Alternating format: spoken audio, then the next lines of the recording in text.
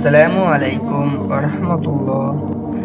হজরত মুহাম্মদ সাল্লাল্লাহু আলাইহি ওয়াসাল্লাম বলেছেন, যে আমার অনুসরণ করলো অর্থাৎ আমার সুন্নত পালন করলো সে আমাকে ভালোবাসলো, আর যে আমাকে ভালোবাসলো সে আমার সাথেই জান্নাতে যাবে।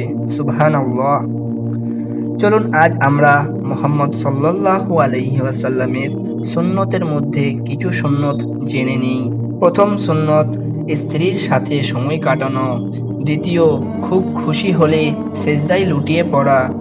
তৃতীয়, কোনো খাবারের দোষ না ধরা, খেতে না পারলে চুপ থাকা। 4, মুচকি হাসা।